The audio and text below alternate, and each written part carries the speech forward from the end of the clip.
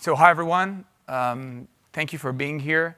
My name is Ofir Monza. I'm part of the Traps product management team, responsible for the Traps management service and server, both cloud and on-prem.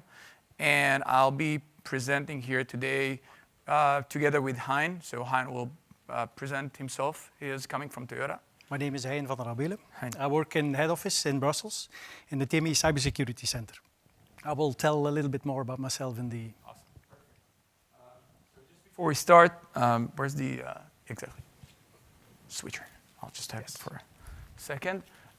One quick question, and then we can start. I just want to make sure that we understand a little bit of your background. So if you can raise your hand, if you're, in terms of experience with Traps, haven't used Traps at all, so no experience with Traps at all. Please raise your hand. Don't be shy.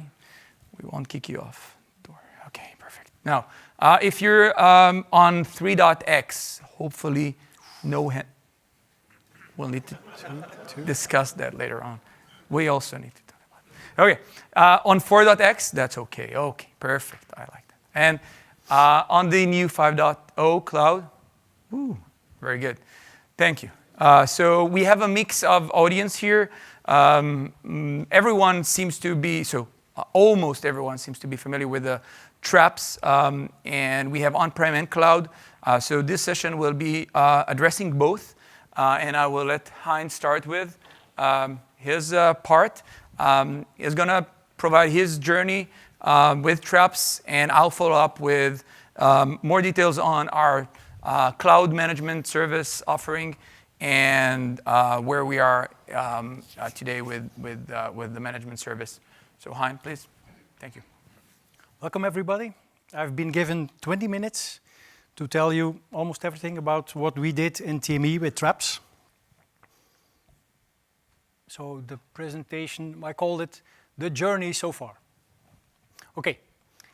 This is a little bit the agenda. I will tell you about our IT environment, not too much detail because some stuff might be confidential.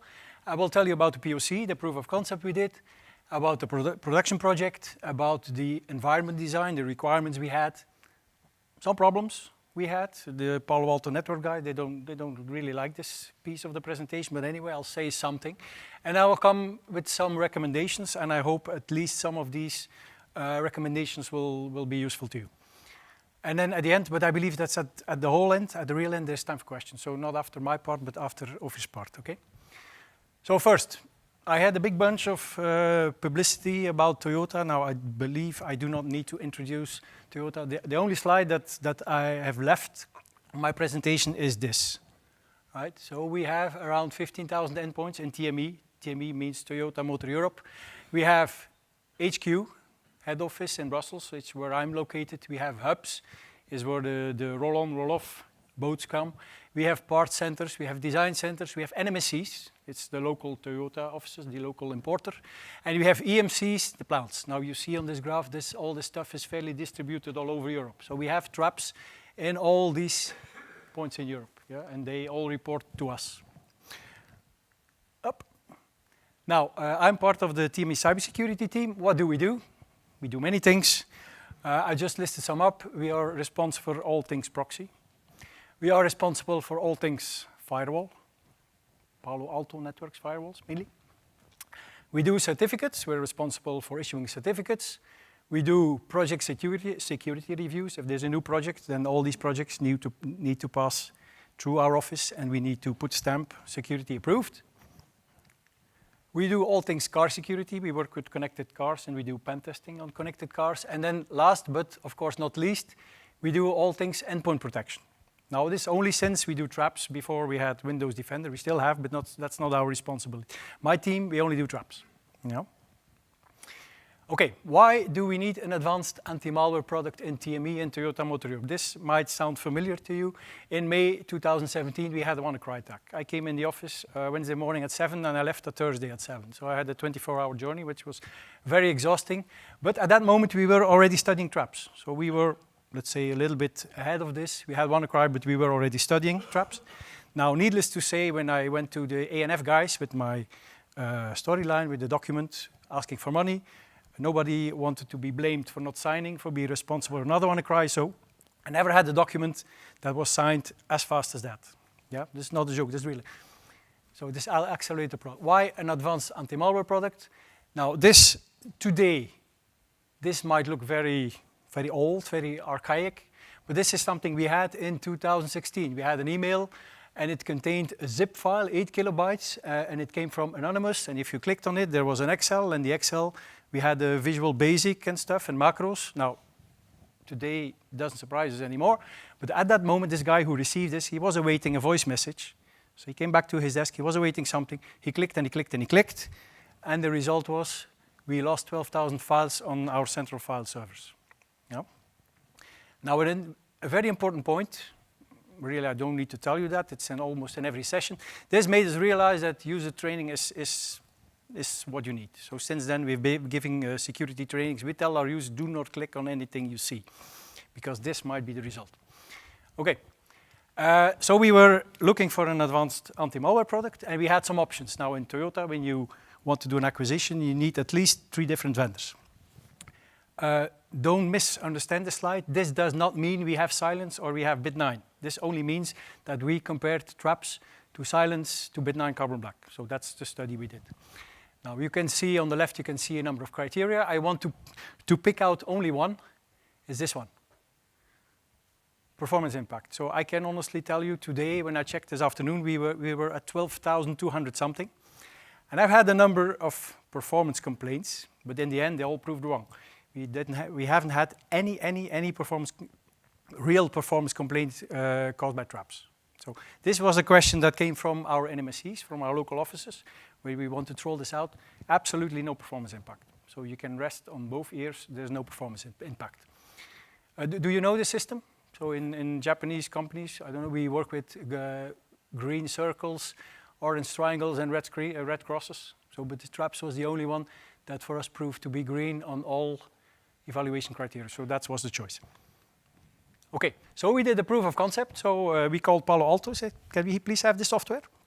We want to do a proof of concept, and the answer was, yes, of course, but we will help you doing this proof of concept, because traps is not on the endpoint, but on the servers. It's not so easy to install. So I know it's clear why they do this. So you need help from guys like the two in front, like Steven and Gert. You need help from these to have this thing installed, yeah? Okay, proof of concept in 2017, the 28th of March to the 23rd of June. Normally they do this in 4 weeks. We did it in 4 months. We managed to get temporary license for 4 months. It was me and Tomislav who did this. We had one server, just for ease, Windows Server 2012, and we used the built-in MS SQL Express. Because you don't want to be bothered installing a Microsoft SQL server just for this POC. We have 57 endpoints, Windows 7. We have something we call EWOF Champions, is Enterprise Workspace of the Future. These are 57 people all over the company, and we all use them as guinea pigs to test something new. So now we're working on Global Protect, and these guys, they will be involved again. So 57 endpoints, false positives 162.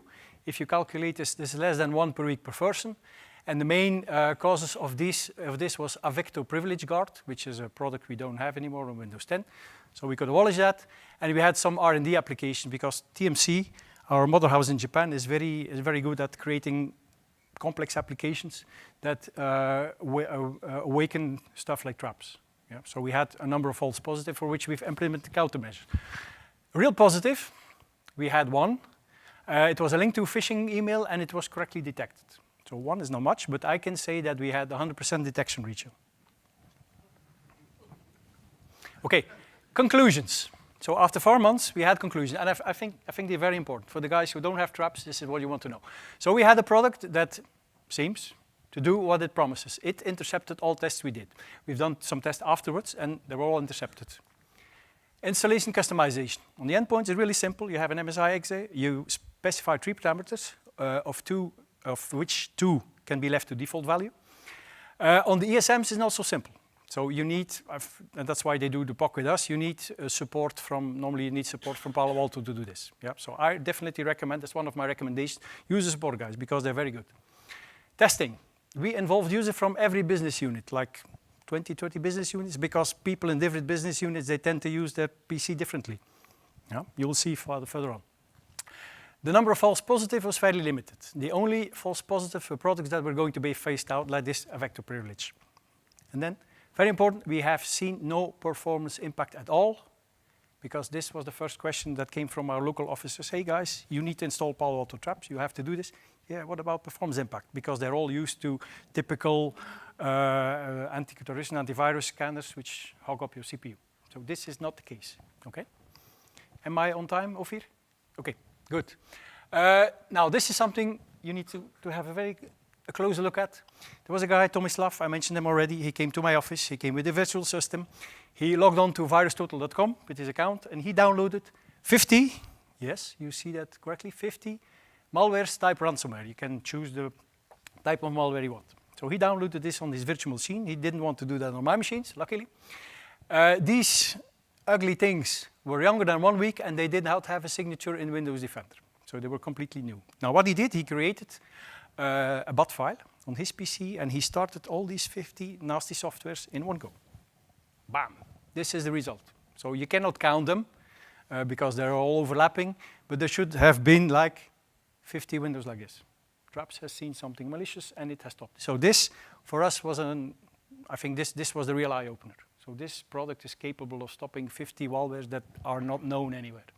So when this print screen was in my document that I showed to management, we need to do this. This document was in there. Okay, timeline. So we started last year in August with ESM and the installation. In September, we rolled out 3,600, because that's TME, Toyota Motor Europe, 3,600 PCs in learning mode. Yeah, in 2 weeks, they all had traps. In October, we discovered a little problem that I will elaborate a little bit on later on. In December, we moved all these to prevention for portable executables. So they were in learning mode here, and we moved them to prevention mode here. Now we left them for 2 months in learning mode, for portable executables at least. Now, this is TME, then we need all the local importers, and we started with this in April. Now that's more than 10,000 endpoints, and that's still ongoing. So we're not fully enrolled yet. We have a license for 15,000, so we're at 12,000. 10 minutes, thank you. Okay. Requirements. What did we want? We wanted full availability in case of a server problem. We wanted connectivity to ESMs, even for the PCs that were not on the network. So I'm home, I start my PC, I will be connected, and I'll have connectivity to our trap servers. Yeah. So this leads to this. So we have 2 ESMs in the intranet. When I'm on the intranet, I can connect to these. Connectivity from inside. I have 2 ESMs in the DMZ. I'm on the outside. People are at home. They start the PC. They connect to these machines. Connect from the outside. And these 2 talk to each other because somewhere we have the database, somewhere here on the intranet. Yeah? This is classical infrastructure, I think. Scope. So I know you can roll out traps to servers. We decided to do it only to endpoints. That was a primary focus, only endpoints. Because on our servers, we run something different. So 3,000 endpoints, head office, technical center, the parts centers, remote offices, local parts center and hubs. These are locations that are all on our intranet in the common domain. And then this is what is ongoing now, is rollout to NMSCs, national marketing and sales companies, over 10,000 endpoints. Lastly, we will do machines that are on the factory line. Yes, they're not in common domain, they're completely separate, but we'll do these last because they're very critical. I've put together some slides about learning modes. So you can have a different number of learning modes. You can have exploits learning mode. We didn't do that because it's fairly complicated. It's not recommended. The support guys say it's not recommended. We did learning mode for portable executables. It's very easy to do. So we used LDAP OUs for the NMSC. So you can put the whole location in learning mode and then put the whole location in prevention mode. You can be as granular as you want. This is a very powerful feature. We can do learning mode for Office files. We did that for Word documents and Excel. Same principle, you can use OUs. Yeah? And since version 4 something, you have a learning mode for DLLs. Now we didn't do that simply because I didn't know that. Yeah? Okay, so learning mode policies combined with OUs allow you for a very granular migration to prevention mode. Look at this. So you see all these Toyota entities. TMMT is the factory in Turkey. TSW is Sweden. Kazakhstan, yeah, for us Kazakhstan is Europe. Toyota Finland, etc. So you can see, at the moment I made this picture. The Toyota Finland learning mode rule, portable executables, went in workstations have been disabled. So these guys were in prevention mode. So we are working today at disabling all these. It needs to happen in a bit of a controlled way, of course. I cannot afford to block 100 users in something they do. Okay. Rollout, how do we do this? It's very classical. We have SCCM everywhere. So we have a team that's responsible to do this rollout. I don't have to do this. They take care of this. Please roll out, and they do. Okay, some problems encountered. Okay, the first problem is a very nice one. At the beginning, when we had this and we had learning mode, we saw a number of Excels, and they opened the command prompt. Now, of course, that's not allowed. That's malware behavior. And after I had whitelisted like 50 or 60, I said, no, I'll maybe have a look at what is happening. So I went to the guy who developed this, and he said, the command prompt, we did this to send messages to load nodes. I said, but we are fully Outlook. Ah, yes, it's not needed. So he removed this from the skeleton, and the problem went away. So this shows how you need to really go to look at the cause of your problem. Okay. So it was not needed anymore. Another problem. There's one guy in Finland, and he uses KU tools, which is like an add-on for Excel. Now, I needed to define a ROP mitigation policy, a JIT mitigation policy, and a DLL security policy. Now, I went to Tomislav, and Tomislav said, well, this is an example of a very poorly written application. Luckily, there's only one guy, so I needed to define all this to allow this guy to run the application. This can happen. For your information, these things are exploits, and they're not covered by a portable executable learning mode rule. So if you roll out your traps and you only have a portable executable learning mode rule, this thing will be blocked. Yeah, so users will be blocked. Okay, some false positives, because you will have false positive. We have this product, Lou mentioned endpoint security, and Traps doesn't like it. So we contacted support, and they told us to create an exception if the PC contains this file, Windows System32, SXW Mon64, blah, blah, blah, then don't do UASLR detection for these processes. This might happen. Yeah, the stuff that is a little bit incompatible with Traps, or the other way around, so it's possible. 5 minutes, thank you. At a certain moment, we had this in the Polish factory. Yeah, so these guys were in learn mode, so-called. We had SVC host starting WS script. Now, I was fairly new to Traps at that moment.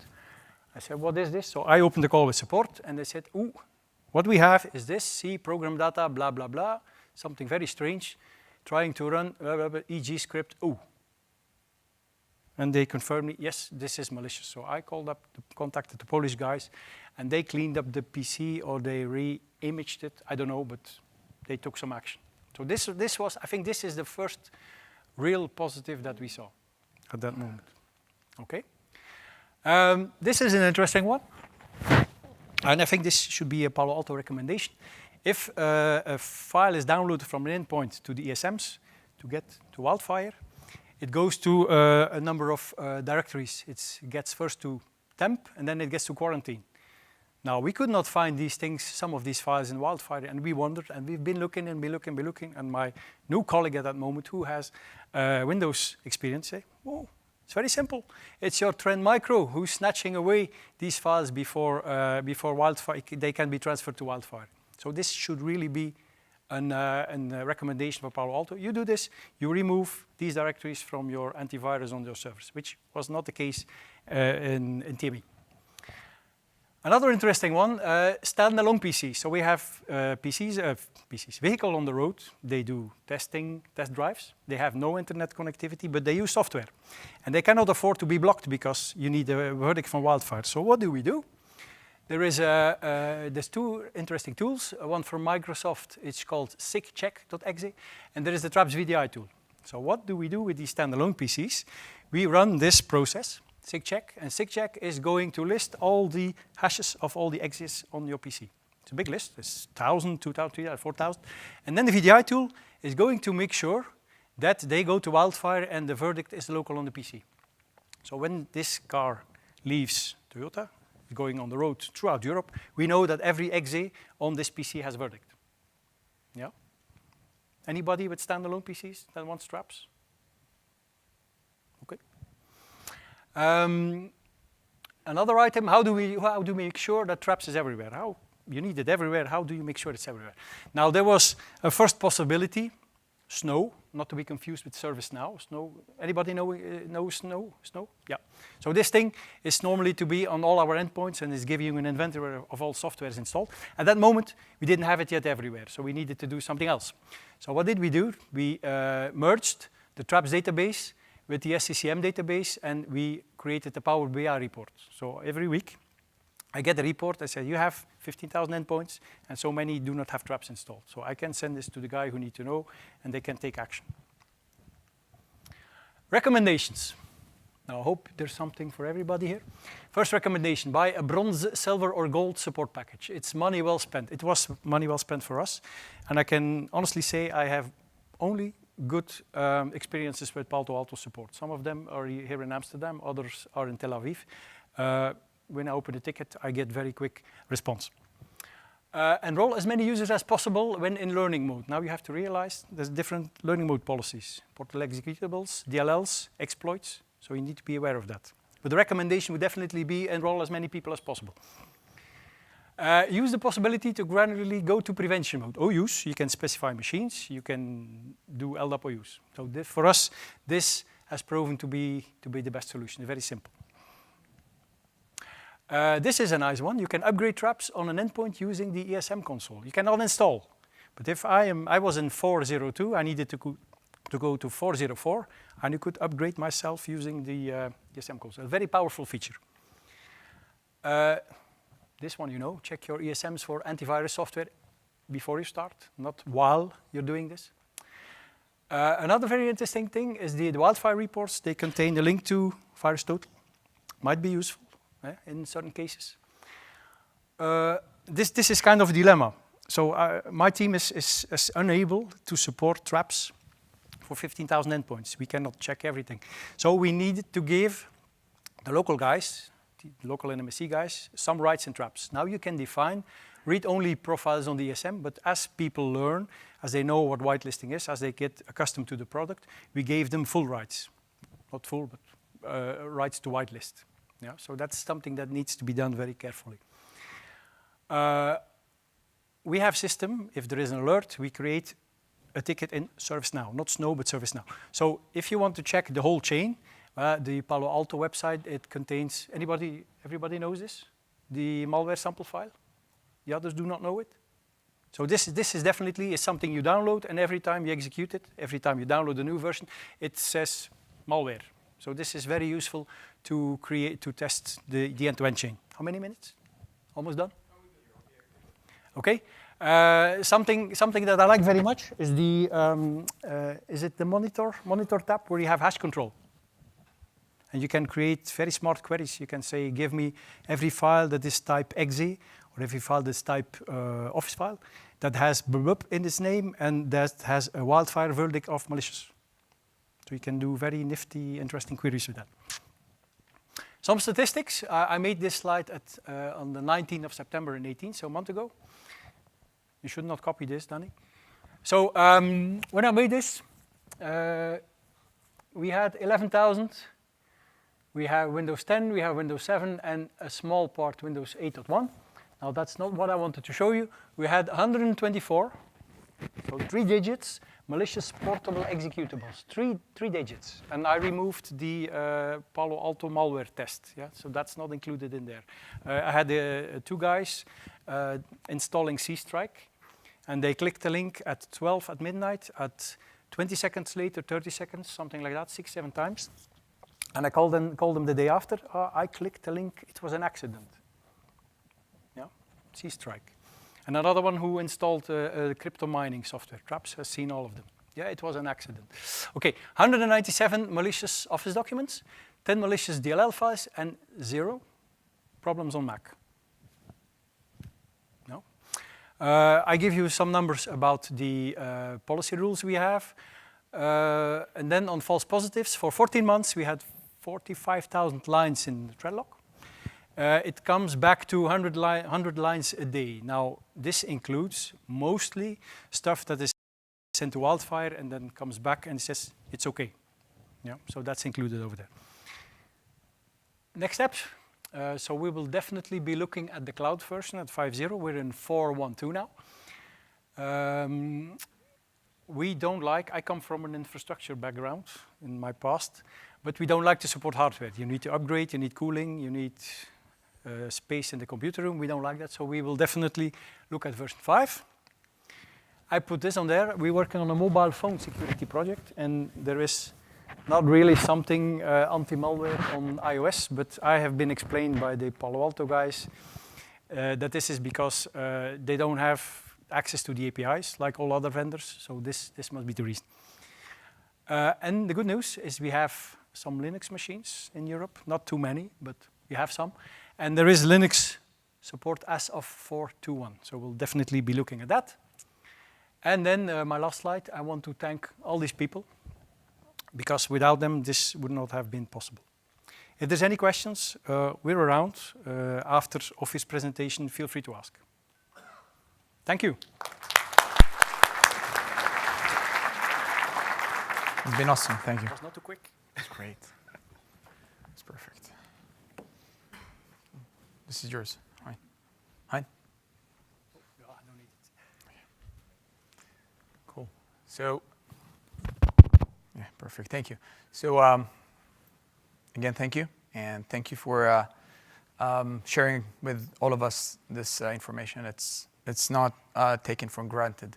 And what I'm going to do is basically start from where Hein actually stopped in the, when it comes to the next things that as a company they're thinking of, and one of them was cloud, the other one was mobile protection, right? So those kind of things, and leverage that into what we're doing in terms of our traps management service and the cloud offering. So this is going to be a kind of a traps overall. We're going to talk about some of the capabilities that were introduced as part of the Hogwarts release last March, and then what we've done since then, so that you have that kind of visibility into the things that we've been achieved with our cloud management. I'm going to start with a kind of a slide that shows a little bit of a historical view of what we as a product team been able to accomplish. And that goes all the way back to November 2015. The takeaway for me looking at this slide is that there's been a constant, significant set of enhancements that were introduced with each and every one of those releases. So if you even go back to the 3.4 release with the machine learning, local analysis, and content updates that were introduced there, and moving to more advanced features and capabilities that were part of the 4.0 and 4.1. One of the things that were extremely important for me to emphasize was taking the last 3 releases. If you look at the timeline there, you'd see that this has been released within less than a year, so less than 12 months. During that time, the entire Traps team, engineering, product management, research, were actually executing on both a completely new cloud architecture solution, right, built from ground up, completely cloud-based architecture, while continuing to release very meaningful new capabilities for our on-prem customers with our on-prem server.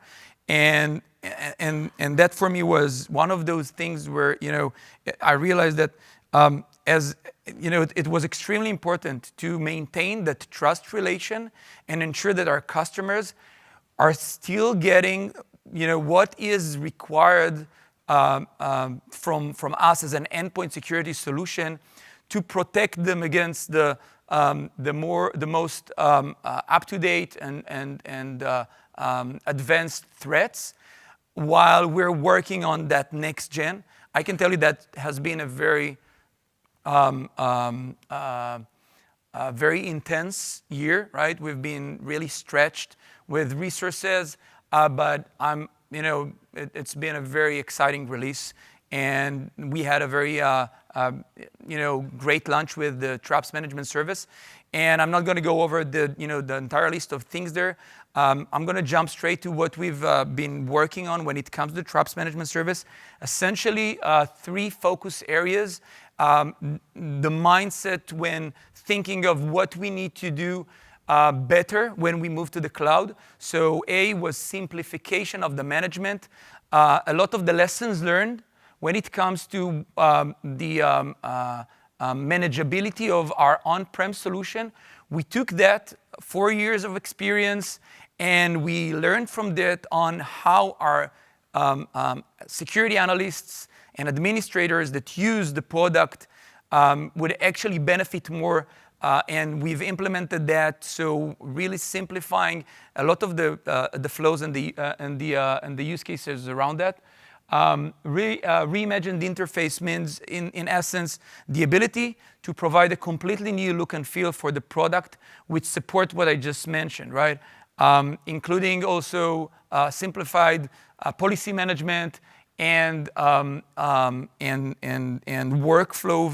workflows for analyzing and working with the security events so that the SecOps and the security analyst team get better or are more efficient with the way that they're using the product.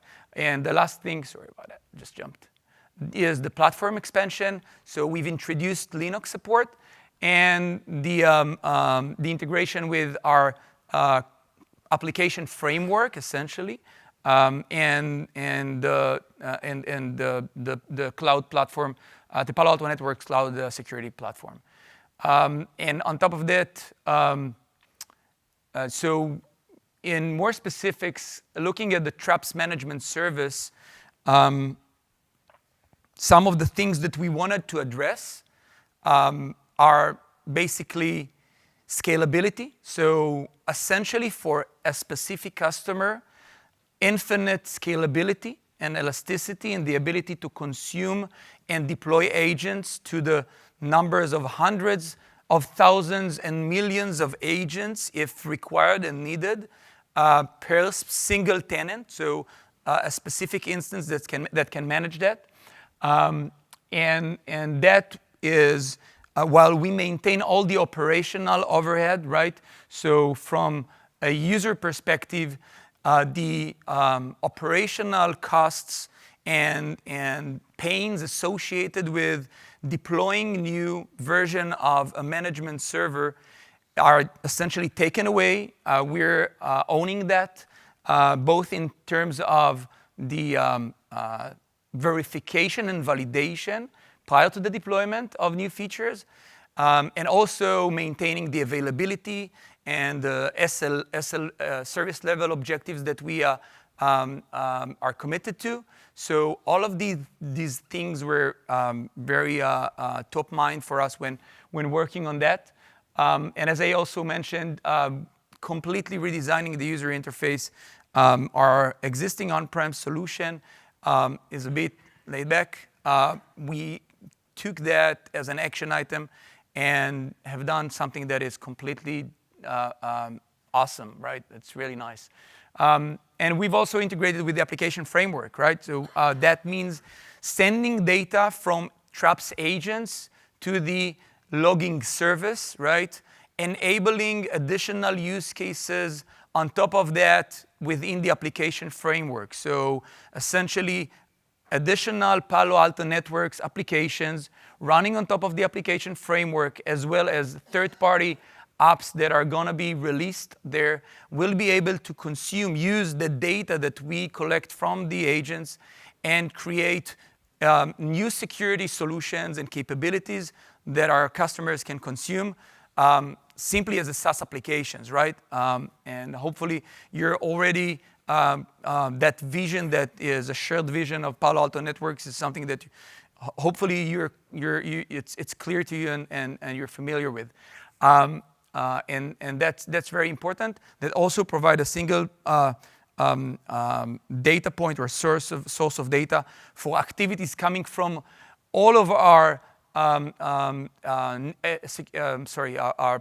security products. So our firewalls, our endpoint security product and our cloud security product, essentially allowing those additional applications and services to use the data in a very effective and efficient way, right? So that's really an important use case, and that was another objective there as part of the new cloud service.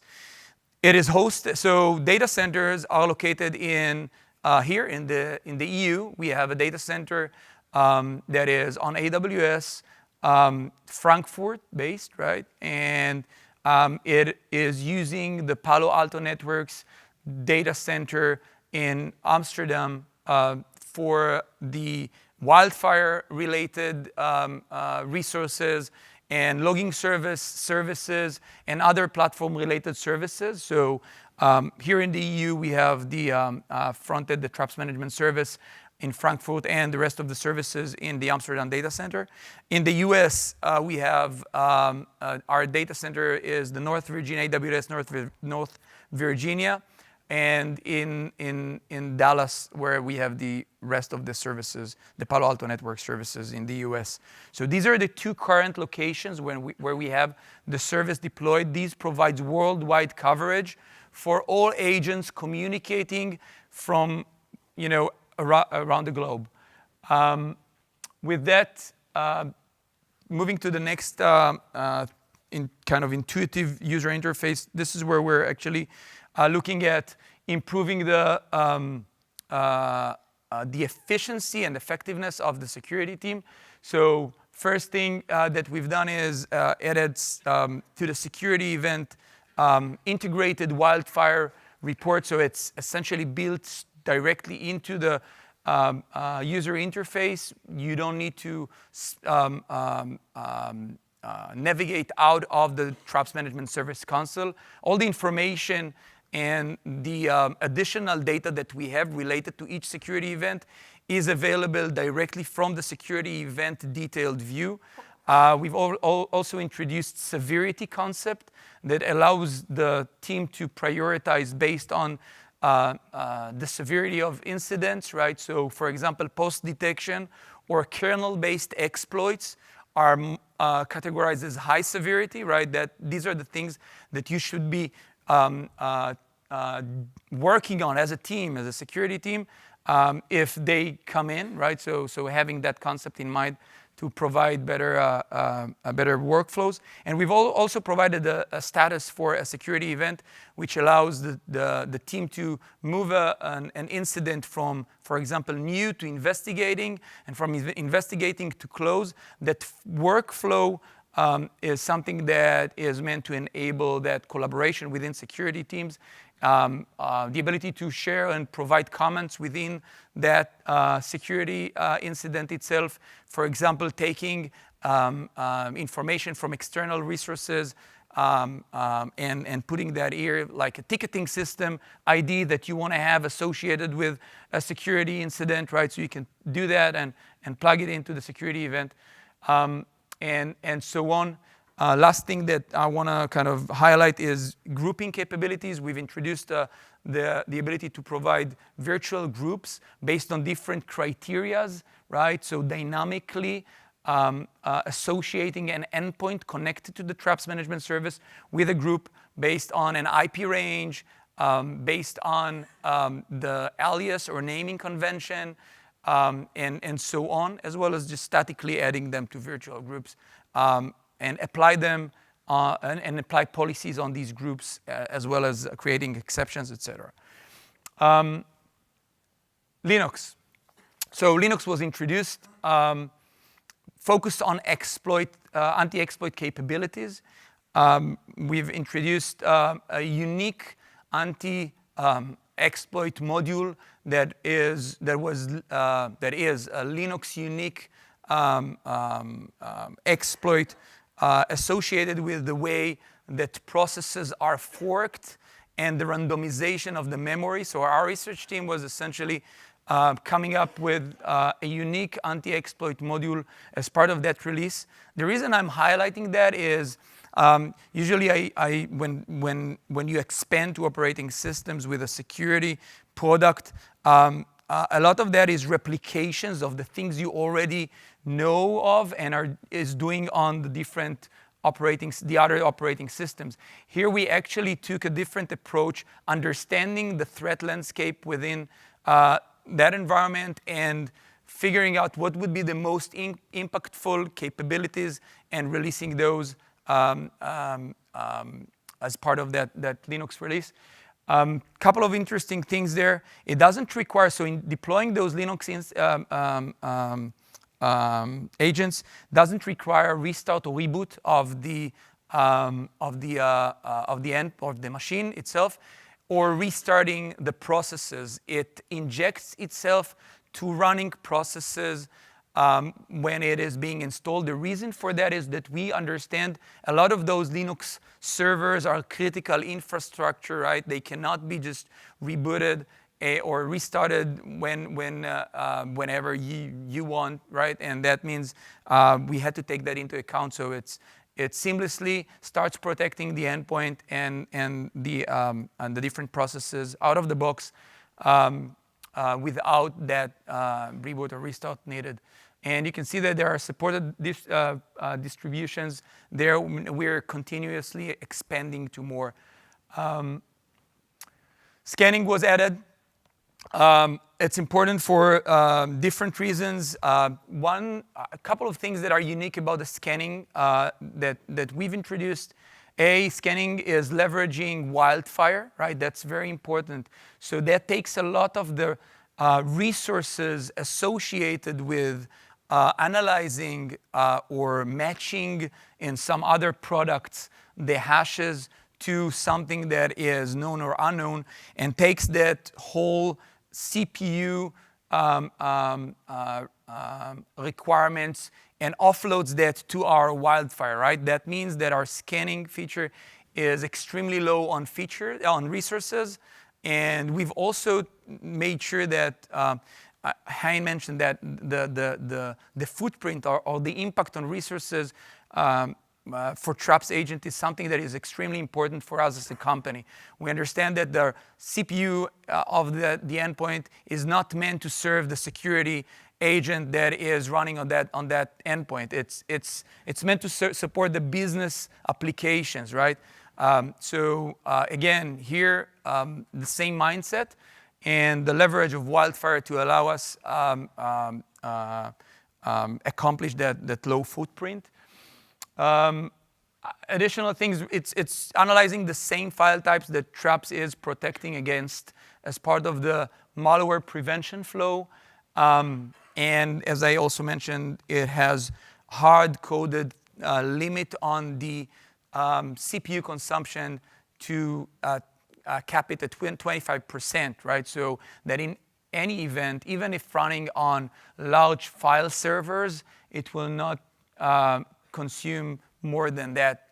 These are kind of the things that we made sure to notify. That can be something that you enable as part of policy and apply that on your Windows-based endpoints. Android support was introduced. We're protecting against. So we had Android protection prior to the release of our cloud management. We've actually took that was a standalone solution that was running as a community access solution, and we've integrated that into the Traps management service. So now you can do the same level of protection on your Android from the same console. You have a unified single management to control the security of your Android endpoints as well as all other supported operating systems. And as you can see, it supports Android 4.4 and above. And it scans applications while they're downloaded as well as when they're running in the background. And any more details can be shared further after this session. Okay, hopefully that's not new for any of you. That's the application framework. I just wanted to keep this diagram so that you have the realization of the overview of our vision and how Traps Management Service is enabling that vision, right? So our advanced endpoint protection is there. Agents are sending data to the logging service. Enforcement is done on the endpoint itself.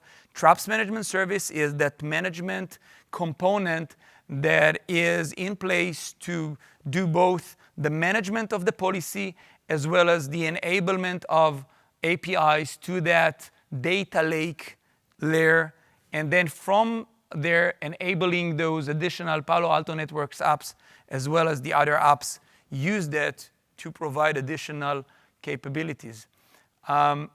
Release cadence, important for me to mention that we release on a monthly cadence. That means the agility and the frequency of new features for our cloud management are there and enhanced on a monthly basis.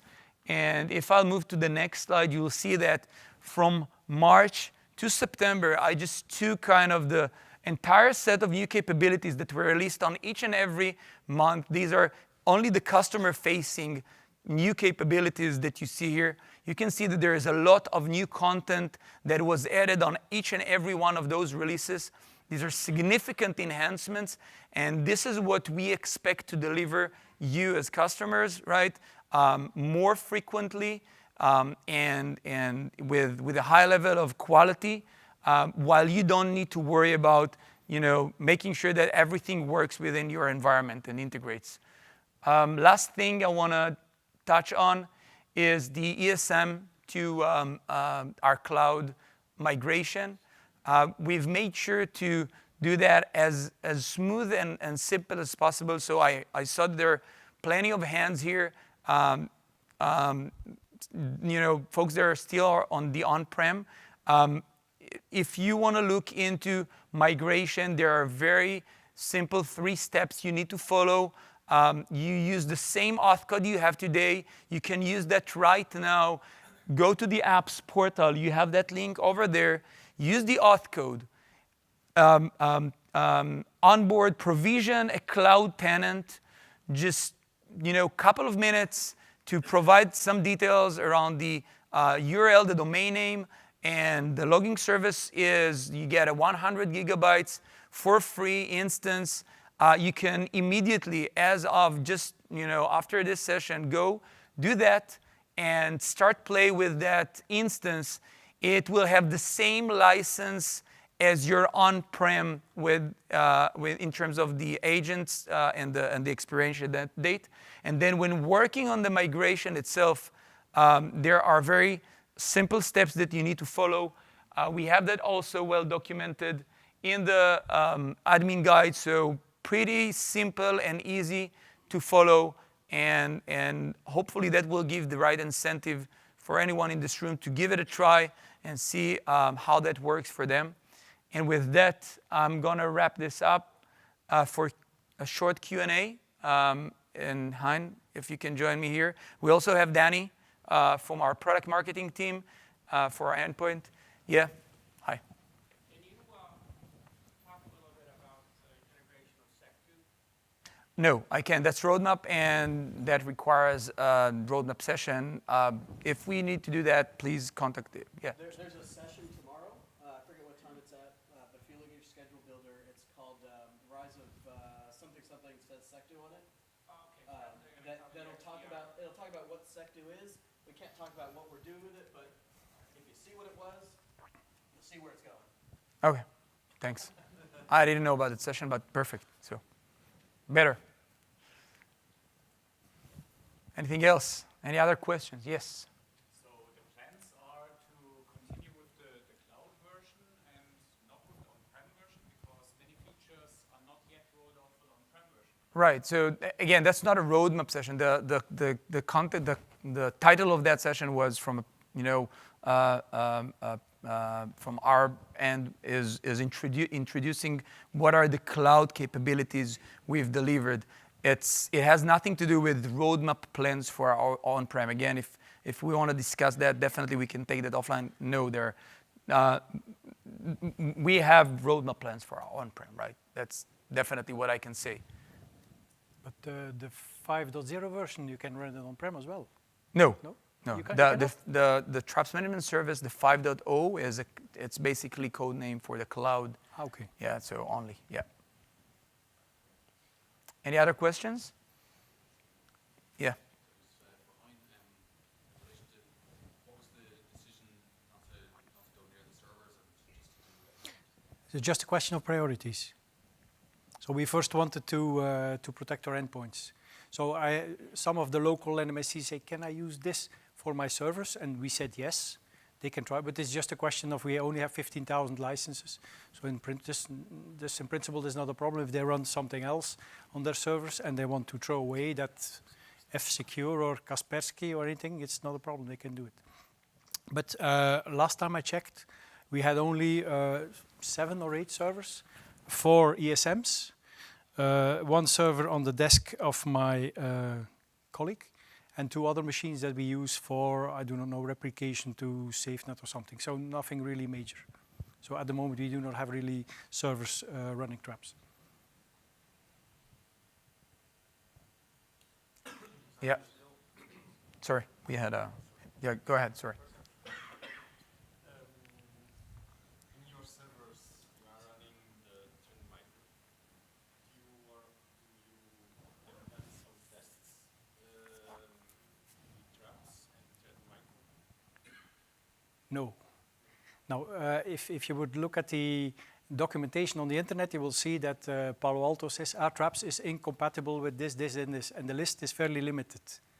Yeah, and I don't believe that Trend Micro is in there because it's not really an incompatibility. It's just Trend Micro saying the problem we had is, well, this is malicious. I'll take it away before it could be sent to wildfire. So, but I don't have a Windows infrastructure background, so at that moment I did not even know what Trend Micro was last year. So no, we haven't done that. But since then, we have seen in Russia, in TMR, Toyota Motor Russia, an incompatibility between traps and some Kaspersky thing, where Kaspersky says, oh, traps, this is malicious. And I tried to find the document, the compatibility matrix. Didn't have too much time, so I didn't find it. So I said, the TMR guys, oh, you need to have traps, so disable the Kaspersky, please. But somewhere you might find that traps something does not like Kaspersky or the other way around. Okay. Well, we do have documentation around compatibility products, so we can take this offline. Yeah, sorry. You're running traps besides Windows Defender, right? Are you planning to disable Defender in the future, especially when you're migrating to Windows 10? So we're mixed 7, 8, 10 now. And we always had this Windows Defender on for one reason. Anybody know what that would be? Because it's free. and I've been thinking about this myself, and I'm not sure. Is it psychological and maybe, and also our management, our CIO says he's not very comfortable having endpoints with not any traditional antivirus. So for the moment, we have Windows Defender or we have SCEP, yeah, and it's running traps, and there is totally no problem with that. Now, I would think of one advantage is that if somebody downloads something and doesn't execute it immediately, that Windows Defender might find it before traps, because traps, with what we do, only sees it when it's executed. So, but to answer your question, we have no plans to remove Windows Defender as it is now. And you're also not having performance issues when you're running it together? No. No, we do scans, when is it, at noon or something? But no, we don't. So I said we have over 12,000 endpoints now. I had a guy in Toyota Central Europe, where is it, in Czechia or something, and said, oh, I have a performance problem, it's traps. And they said, yes, you can uninstall it. I gave him the uninstall password, and he never came back. So in the end, it wasn't a traps problem. So I've had a couple of these, and in none of these cases, it was traps. Yeah. Can you comment this? Actually, I'm wondering, traps is, let's say, new antivirus, second generation, advanced endpoint protection. Is it necessary to have all antivirus like Windows or something else? Is it right? So We are now discussing this, trying to analyze what is the optimum. Definitely, it's much easier to have just one tool when it comes to management, alerting, Right. management. If you have two tools, then you need to look to consoles, watch different kinds of all that. So what is the practice of your customers? the short They use just traps and nothing else. the short answer is you don't need to use another solution on top of traps if that is the concern, right? You're replacing traditional antivirus. If you're using other, sometimes as part of that, that suite of capabilities, you're using other things that are not antivirus related, then you might want to continue to use them independently, right? Let me give you one example, the ability to have some device control capabilities, right? If you're using those as part of the that suite, I would say that usually that's not the best decision to make. You can use more lightweighted solutions only to address those specific use cases instead of having a full suite of an endpoint security only to cover those additional requirements. In terms of antivirus solution, yes, definitely a fully full replacement solution for those traditional ones. In fact, when 4.0 was released and we added Mac support, Palo Alto Networks was a semantic endpoint protection shop. As soon as we had Mac support, Yeah. Rolled out. As a company, we don't have anything. Yeah. It rolled out traps to 11,000 endpoints. We're protecting 11,000 endpoints. So it completely removed semantic endpoint protection, and there's no other AV on our endpoints except traps. Maybe some of the native stuff within Windows, but we've gone completely AV free. Right, and even the use cases that are described here, using, for example, the Windows Defender to run scanning, right? So with the new traps management service and the 5.x agents, that is also taken care of, right? So scheduled scanning is part of the capabilities of the product. If I can say something, when I first heard about this version 5 and you guys used the word scanning, I was confused. Right. And then it took me a while before I realized that what you do is you take all these hashes, like we do for standalone PCs. Exactly. You take these hashes and you send Send them to away Wildfire. before they really execute. That's exactly Okay. what we do. Exactly. Yep. Any additional questions? Yeah.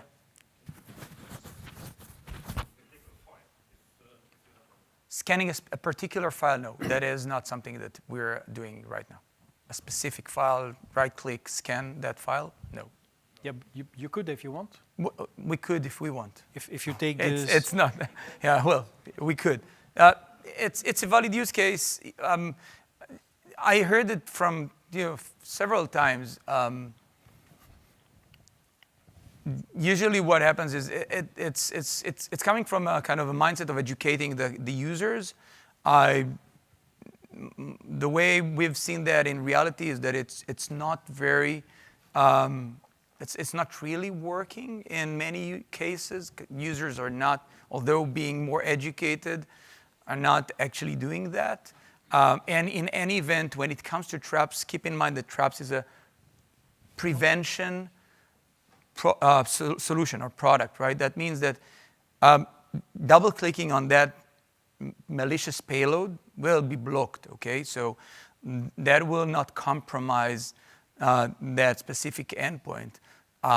If you have quarantine policy enabled, right, and that's a PE, an executable, that will also be quarantined as part of that flow. So for us, scanning was less of a security concern, even historically, right?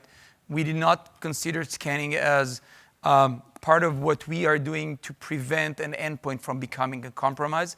There was more a question of liability, usually towards third parties, when you're now sharing something with them, something that you might have never executed locally, right? That can be the case. So if they're compromised due to that file being sent, right, that might imply some liability on your company if they're not protected, right, and they're becoming compromised. So those kind of use cases, as well as compliance with PCI, which was another checkbox we had to fulfill, right, are more related to scanning motivations. But if you have other interesting data points, I would be happy to have that follow-up discussion. Thanks. Can I say something? If you really want to, you can do this. Because SIGCheck will allow you to specify a directory, maybe not a file name, but a directory. And then you can say, so this it's not very user-friendly, but technically it's possible. Yeah, that's right. Yeah. Additional questions? Yes, sorry. About the architecture of 5.0, I bet that it's not just the console, but also the core and the database in the cloud. It's a completely ground-up SaaS cloud architecture, definitely. That would mean that all servers and all endpoints would need a connection to these services Right. and from the services. That's true. Yes, obviously. We've re-architected that. So now we're using HTTPS port 443. And if you have a layer 7 firewall, you can definitely, so you have an app ID specifically for traps. So you can essentially define the firewall, the network connectivity for the app ID, the traps management service app ID only communication within that 443 port, right? So you don't need to open the entire communication on the HTTPS. And yeah, so definitely.